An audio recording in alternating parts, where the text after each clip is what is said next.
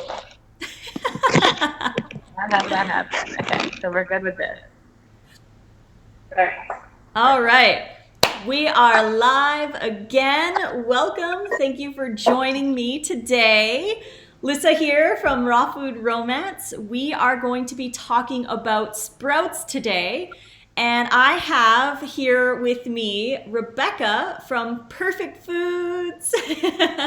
And we've gotten to be friends because of sprouting. And I've ordered some sprouts from her, and Nate and I have been making so many sprouts recently, and we believe that they are the best. The best. We have some going on here, if you can see. There we go. And we also have these ones, which we just soaked the other night, and they're getting ready to go. But yeah, so I wanted to say welcome to Rebecca. Thank you for joining me today. We're going to go over some cool things about sprouts, how to sprout, what you should sprout, troubleshooting stuff. So if you guys have any questions, comment in the chat box and we'll get to those. But welcome, Rebecca. Thank you for joining. Okay, so my name is Rebecca. I am from Perfect Foods, and we grow organic wheatgrass and microgreens and sprouts. We are in Goshen, New York, so we're about like an hour away from Manhattan. And my whole family has been doing this. My mom and my dad started doing it in 1982, growing wheatgrass trees like this. And microgreens. We have sunflowers that we grow and broccoli sprouts. And we also, just in response to COVID, created a beginner survival sprouting kit. And that comes with broccoli seeds, radish seeds, and green seeds that you can actually grow at home your own food now more than ever as a really important tool. Why is it like one of the best things that we could be doing during the pandemic? Number one, it is the most immune system supporting foods. So sprouts, as these 3 to 10 day old babies of the plant, have up to anywhere between 20 to 100 times the amount of nutrients as their adult plant. So these are baby radish, and they have like almost 20 times the amount of nutrients as an adult radish at this baby stage. So number one, they're extremely immune system support what we need right now to support our immune system and to protect it as much as possible, so that if we do get into contact with coronavirus, we can protect ourselves. And number two, they grow in only 3 days. So in just 3 to 10 days, you can grow your own food fast, easy, and quick.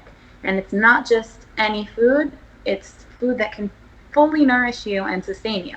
So in my beginner survival kit that Lisa got, you can get broccoli, radish, and mung bean seeds that will be able to sustain you for even like a month if you had nothing else in your shelf. So it's an awesome tool, and we're going to be teaching you about why we love sprouts, the benefits of them, and first and foremost, how to do it and how simple it is.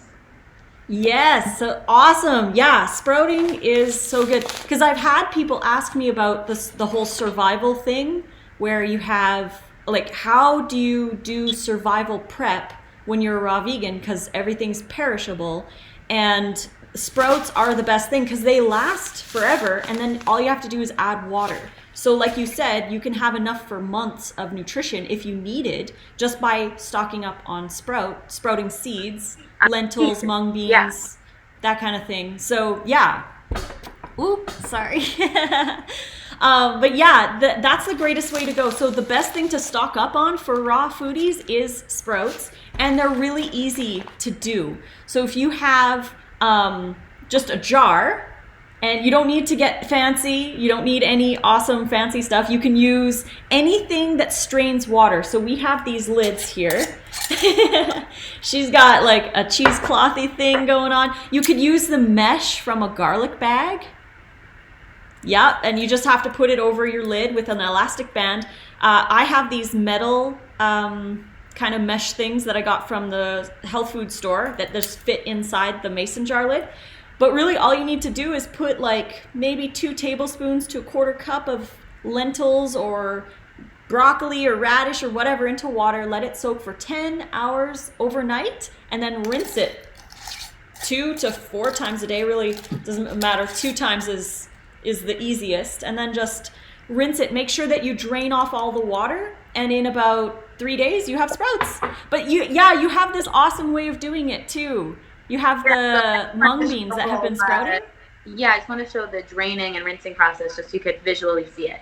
So if you don't have the mason jar and like a mesh, for example, at home, but you do have a colander that is finely holed that a seed wouldn't be able to go through, this is a super easy way of doing it. So you would just soak the seeds overnight, just in a bowl of water like that, and then you would drain the seeds like this. Once they've been soaked, kind of shake them out.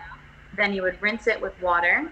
So you put water on top, and then you would just leave them on the bowl like this. Make sure that make sure it's not soaking in the water in the bowl, because basically the whole idea, the only rule with sprouting is that you don't want to leave, once you soak them overnight, you don't want to leave the seeds or the sprout soaking in water. You want to let it drain all the water out, and then it will sprout. So that's the idea when you have the mason jar method, that you leave the jar upside down so that all the water drains out. If you're using the colander method, you just leave it on a bowl so that all the water drains out, and then you can just put a moist paper towel over it, and they will sprout beautifully in like 3 days, and that's it. So easy. And then you would just rinse it twice or 3 times a day, or however much you want to rinse it. Because you want to rinse them so that it gets rid of any bacterial growth or yeast or anything that's growing in there. You want to make sure that you rinse them, but you also don't want them to dry out, because if they dry out, then they're going to die. So water is life. Just add some water, rinse them 2-3 times a day. Super easy. The only thing is, like, a lot of people feel like it's such a process to sprout, but every 2 days, Nate and I will soak new lentils, and then this is what they're like about the next day. And then this is what they're like on the 3rd day, give or take. And we just keep every second day we start soaking. Can we see them close up? I want to show the tails. Yeah. This way they can see what they're really working with. These are French lentils. Nice. Yeah, that's gorgeous. And all that tail is just the beginning of the plant. And when it's at that baby stage, it has like 40 times the amount of nutrients as the adult plant. So it's like full. And one of the main things is that it's alive. So when you have a live plant, it's a lot easier for your body to digest, and it promotes so many health benefits. Just in general, it detoxes and alkalizes your body and gives a number of nutrients, and that I kind of think of these as like a multivitamin. It's like the future of multivitamins, because they have vitamin A, B, C, K, iron, magnesium, and it's a live food, so you don't need to take the nutrients out and isolate them. You can have them all together in an actual live food. And I just want to show you my little guys.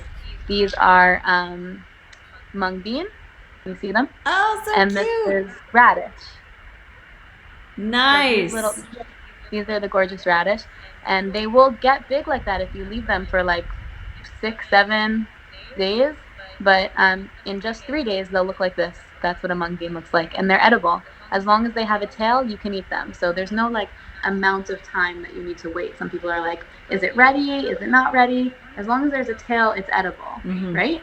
Yeah. And it's really, as I had mentioned in the last live, the seed itself, the whole goal of a seed or a lentil or a bean or whatever, this is life. This is a tree or a plant right here. And in order for it to become what it's destined to be, it has to either pass through the digestive tract and come out in your stool and be planted in the manure and everything the way it would be through nature. That's how seeds kind of spread, through animals eating the plant and then excreting it later on further down, and that's how it spreads. But the seeds have to protect themselves. The seeds have to protect themselves from that digestive process, so there's enzyme inhibitors that prevent it from getting easily digested. Like you can still kind of sort of digest it, but a lot of people will get gas or bloating from eating cooked beans because of that. It's a little difficult.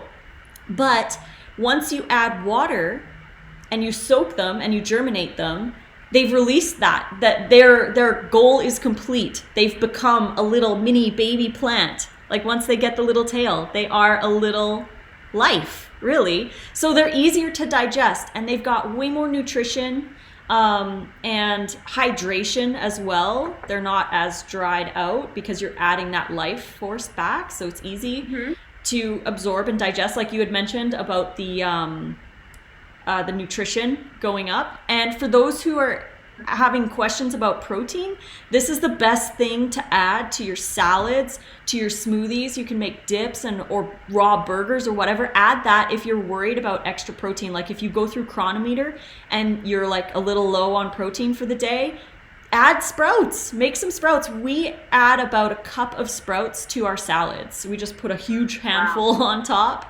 And yeah, there's so many ways. What are your favorite ways to use sprouts? Yeah, I just basically anything that I'm eating, I put sprouts on. So let's say I'm making like some kind of bowl with hummus and like a seed cracker, and like maybe some, you know, tomatoes and cucumbers or something like that. Any kind of bowl that I'm making, then I add the sprouts. Any salad, add the sprouts. And always it depends on what you're having. Like if you're having avocado toast or something like that, then I might put like the radish sprouts because they have that kind of spicy flavor. Or if I'm making a smoothie, I might put the broccoli sprouts because those are really high in sulforaphane and good for hormone like reduction and balancing. So just it depends on what I'm eating, but basically no matter what, it's just something that I add to everything. And then really I just use it as a snack. So like I'll just go through and I'll keep a little container like this in my fridge of sprouts. And when I'm hungry, especially when you're eating mostly raw, you always kind of just want something to snack on like popcorn. And that's what sprouts do. But the cool thing about the sprouts is that they actually fill you up so you don't feel hungry. So it helps reduce cravings. It helps balance your hormones. It helps in general just make you feel more energized and healthy. And they're delicious too. So they have all these different flavors. Like the broccoli is kind of peppery. The radish has that kind of like radish zing to it. And then the mung bean is high in starch and fiber. So those are like where you might not get that much in a raw food diet, and that can cause you to feel like foggy or have anxiety. Mung beans and mung bean sprouts and lentil sprouts are really good for that kind of thing, for the extra like more protein and beefiness into your diet because wrong word, but you know. Yeah, I know. But I know what you mean. Like if you have like a chili or like a raw marinara or a chili or something like that you want to add the bean sprouts to, it makes it heartier. Like it's more satiating. It's more filling, I guess. So if people are having an issue with the raw food and they're like, oh, I'm always hungry after a salad, or they're just not feeling like, maybe they need like potatoes or rice or something, try adding the sprouts first to see if that helps, because you're going to get, like you said, the starches, which are pretty much like glucose, because potatoes are pretty much all glucose for the energy, because there's two different kinds of sugar. There's fructose and glucose, which are used as energy in the body, and the glucose from the starches is what athletes like to have the endurance and the energy and everything. Grapes, apricots, bananas, and dates. I think dates, I'm not sure, but I know grapes, apricots, and bananas are higher in the glucose. But if you want like actual more glucose from a starchier source, then the sprouts are ideal, especially like you said, mung bean or lentil. Yeah, basically this is the highest level of plant-based protein and starch that you can get from any other plant.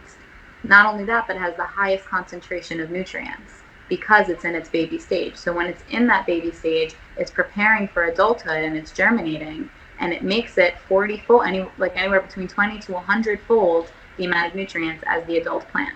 So I'll just say a little bit about broccoli sprouts. So Broccoli. just to clear up what the difference is between a microgreen and a sprout, because my company, Perfect Foods, we grow microgreens. We actually don't grow sprouts. We just sell a sprouting kit if you want to sprout at home, because they're a lot easier to do at home. The microgreens, though, they are in the soil. So basically what we do is we make that sprout after you soak the seed and you rinse it and you drain it for a couple of days. You get a little sprout, and then we put that sprout in the soil, and we let it grow for another like 7 days, and then it gets all of the extra minerals from the soil and the chlorophyll from the light, and that will make you a microgreen that looks like this. Yes, love microgreens. Perfect So on salads, obviously, in raw burgers, anywhere, even just eating straight. also, like if you ever make a lettuce wrap, I always put, like if you're going to make a lettuce wrap with hummus or with a sprouted lentil burger, microgreens always go on that, or avocado toast, anything like that. It just looks gorgeous and you add it to. But it's a lot of people know about microgreens as like a garnish type thing, but no, this is heavy stuff. This is like the most powerful immune system supportive food. It's not just for garnish, you know what I mean? Like people don't realize how powerful it is. Yeah, exactly. So people might think like, what's better, a sprout or the microgreens? Which one would be better? So something like this, or if I planted these in the dirt and they grew into actual like baby plants, which one would be better if people are questioning like, which one? Do I do the microgreens or do I do just regular sprouts? Okay, so my answer would be just to do the sprouts, because the sprouts are so much easier, and in a time where our lives are busy and we want to try and make it as the least amount of complicated as possible, sprouts are just so easy and they're so nutritious for you that it's a no-brainer that that's what you should be doing, if you want to grow anything at home. As far as like the nutritional value comparatively, I actually spoke to the professor who did the research on broccoli sprouts. That was Jed Fahey, and he did broccoli sprouts research in Johns Hopkins University. And I asked him a few questions. Number one, I asked him, do you know what the difference is between a sprout versus a microgreen, and do you think that there's any difference nutritionally? And he said basically the same thing that I'm saying. As far as the nutrients that's in the green itself, no, because it's still in that same period of time, so it has the same amount of nutrients. Maybe it has some more chlorophyll from the light and maybe some minerals from the soil, but it's not so important that you have to drastically make a difference. It's really about preference of what you like to eat. So do you prefer to have like the little sprouty looking stringy things, or do you like to have these? But again, these are a lot more difficult to grow. So as far as growing at home, no brainer, just do the sprouts, don't put it in soil. And then the other question that I asked the Johns Hopkins University professor was, is there a difference when you did research on cancer patients?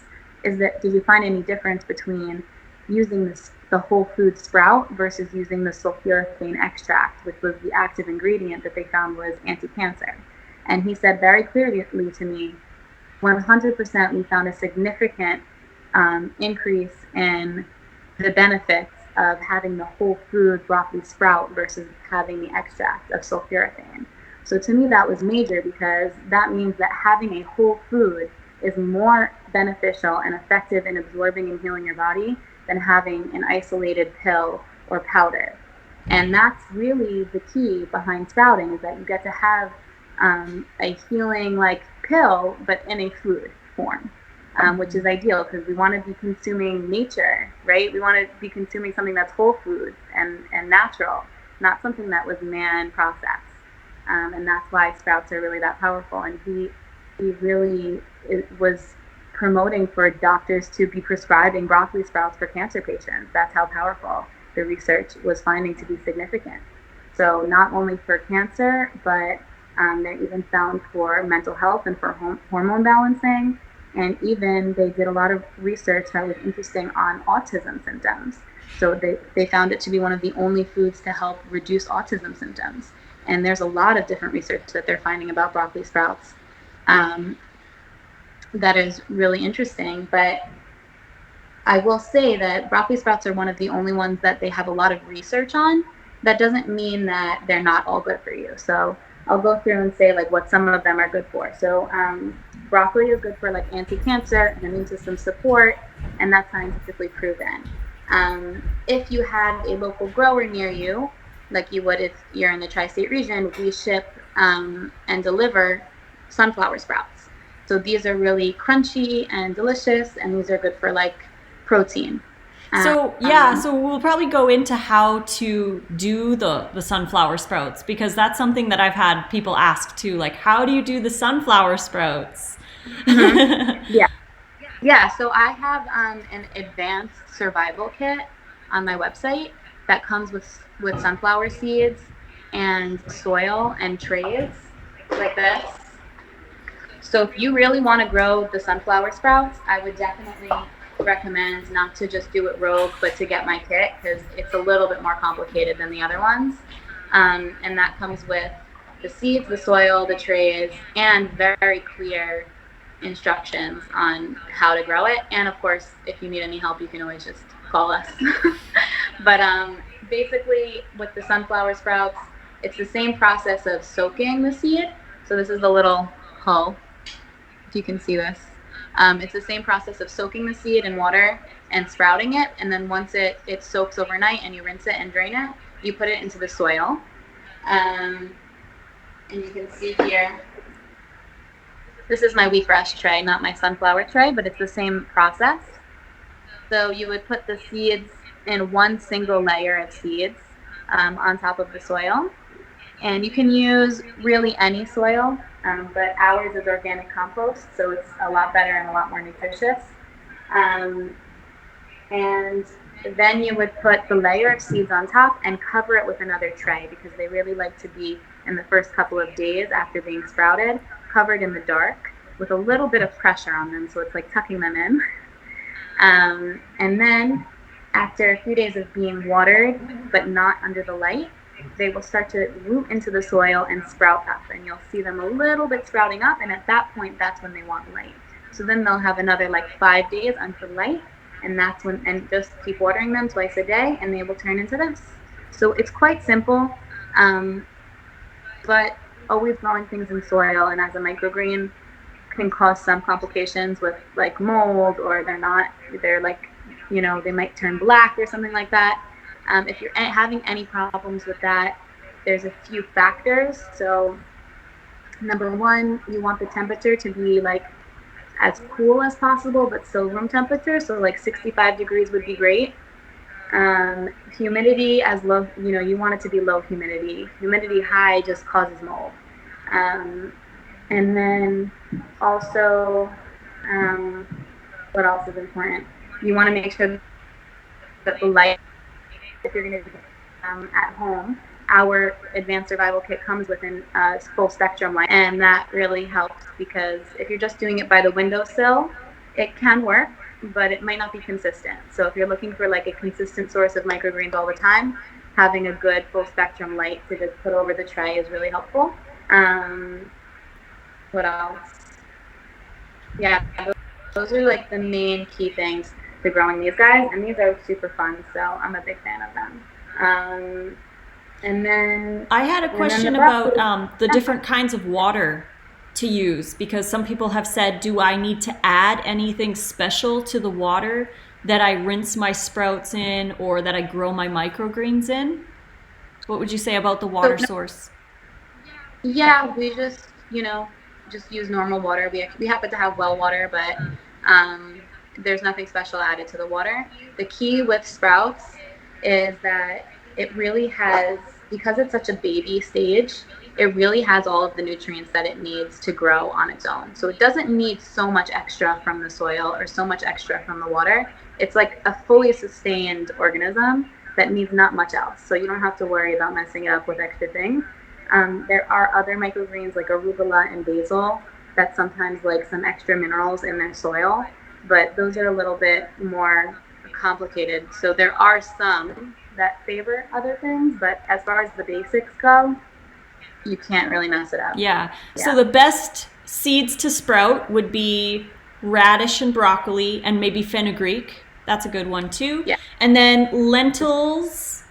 Which one are those? This is Fenugreek? Nice. Yeah. Great flavor. And And then for beans, any kind of lentil. Like Nate and I, we really like the beluga lentil, which is like this one. Beluga lentils. And we like the French lentils. That's these ones here. yeah. And then which would you say would be the only things not to sprout? Because people might want to sprout other things. Like I know that red kidney beans shouldn't be sprouted or eaten raw. Those are some that are off the list. But do you know of any other ones that you shouldn't sprout? So it's just it's the beans primarily. It's actually, there's like a small list of things that can be sprouted. It's like broccoli. It's like a lot of the cruciferous vegetables. So like broccoli, cabbage, radish, almost anything cruciferous can be sprouted. And then as far as legumes go, just stick to lentils and mung beans and garbanzo beans. Stick to that. Yeah. Right? That's what I would just, don't look much far. And you don't need to look much farther than that because they're super easy, and they are completely a whole food that nourishes you. So those are the main ones. Garbanzo, mung bean, and lentil. And right now, our beginner survival sprouting kit has the mung bean in it because those have been the most successful. People are finding them to be so easy that we just put that one in the kit. Yeah, perfect. Yeah, because lentils, there's also so many different kinds of lentils, right? Mm-hmm. There's red lentils and French lentils and beluga. Like there's so many different kinds. You can play around with ones. But another question, Jana is asking, using reverse osmosis or distilled water is fine for soaking? I like spring water, but which would be, if you had a choice? I don't think I would use distilled water. Not distilled. Distilled water, I think, because it's mineralless. I mean, if that's all you had, obviously, then use it. But I think spring water is the best option. Yeah, I think it would be okay. And I would test. I'm going to be honest with you. I've never done it, so I don't know. And I think it would just be a nice little experiment. Just put some in and see how it reacts. I can't imagine that it would be bad, but I know that distilled water can take away the minerals because through osmosis, because it's distilled, it will take it will draw the minerals out because it doesn't have any in it. So it doesn't sound like an ideal water to use, but if it's all that you have, I would probably use whatever water after soaking it. I would drink that water because that water probably would have a lot of minerals in it. Right. It would be good to water your other plants with too. Ooh, that water is gold. That water you could probably sell on the black market. Nice. So what about troubleshooting? Are there any issues that you find newbie sprouters come up with? Like, are there any issues? Like, I know I've been asked plenty of times about getting sick or E. coli. But E. coli is an animal-based bacteria. So it normally comes from cross-contamination of getting the sprouts in contact with an animal product. So if in your household you have animal products being prepared, it's easy to have that cross-contamination happen. But if you don't have any animal products, the Salmonella and the E. coli are basically not even part of the equation. You won't get those. But what about molds or any other things that can grow in the sprouts? Is there any tips that you could offer for people who might have issues with that? Maybe citric acid. I've heard people putting citric acid in the soaking water to help with that. Yeah, I would prefer to put like citric acid or even like apple cider vinegar or something like that, but not, or even, if you're really having problems and you're doing it in bulk, you could use bleach, but it's not preferable. So I would say that if you're having problems with mold, it's almost always because of the seed, and that will have to do with the source of the seed. Um, so if you're having trouble with mold, number one, make sure that you're getting seed from a good source, and number two, make sure that the humidity and the temperature in the environment is low temperature and low humidity. And number three, just make sure that you're rinsing it properly. As long as you're rinsing it and letting it dry and allowing it to not allowing it to soak in water, you won't have mold. Make sure that wherever you're leaving it after you rinse it is allowing the water and moisture to drain. Then you shouldn't have any mold and you shouldn't have any problems. Perfect. Yeah, that was one of the things I had a lot of people say. I've tried sprouting and it's been 3 or 4 days and nothing's happening. But every time that they would change out the water, they would just let it soak again instead of draining the water out and letting them do their thing. So they had been soaking in the water for 3 or 4 days and nothing's going to sprout at that point. Yeah, so just make sure if you're doing the mason jar method, you leave the mason jar upside down so that all the water can drain, and then you shouldn't have any problems. Yeah. And things are less likely to grow if you rinse and drain than if you have water kind of sitting. You know how things grow when stuff sits in water. So yeah, making sure that it drains is really important. Yeah, and I will say that the mung beans that I did last week, I'm telling the story just to show how easy it is. I left my mung bean seeds in a bowl like this with water, and you're supposed to only leave it for 8 hours, right? But I actually forgot about them and I left them for 24 hours. And when I came back to them, they soaked up all the water and they were fully sprouted. Really? Them and drain them or anything. So it was really interesting, and it just goes to show that they're not so delicate. Like they can withstand a lot. And even though it wasn't like the perfect way of doing it, it still worked and they still were alive and delicious. And I actually didn't have to do anything. I just put them into a bowl of water and they soaked up all the water and they were sprouted and ready to eat the next day. Isn't that amazing? Right? That's pretty cool. Yeah. So, I'm trying to think of other questions. Yeah, do you guys have any questions? If you have any other questions, type them up in the chat box and we'll get to those. So talk about the difference between getting bulk lentils, because I've sprouted bulk lentils before, like cheap bulk ones from the store, and getting actual sprouting lentils. What's the difference between the two? So first of all, sprouting lentils need to be like the whole, I mean, this is kind of obvious, but I'll say it anyway. Sometimes there's like split lentils that are like cut, right? So you'll find those in the supermarket. Just make sure if you're going to do anything with lentils, it has to be a whole lentil. And anything that's going to be sprouted has to be the whole thing. And then as far as sprouting, like the truth is that there's no real difference. Actually, any lentil will sprout. But you want to make sure, which is a good thing to know, like noted. You can go into ShopRite and get a bag of, I don't know if you guys have ShopRites out there, but I'm over on the East Coast. You can go into the supermarket and get a bag of lentils for like, whatever, $2, $3, and whatever it is, it will work as long as it's the whole lentil. But you do want to try and get non-GMO. So that's really the key. You want to make sure that whatever seeds that you're getting are not GMO, because that would, that's really important to make sure it's not genetically modified. Nice. Yeah. I've sprouted, like I said, bulk lentils before, and it's interesting. I had some lentils that I had kept for probably about 5 years, and I had never used them.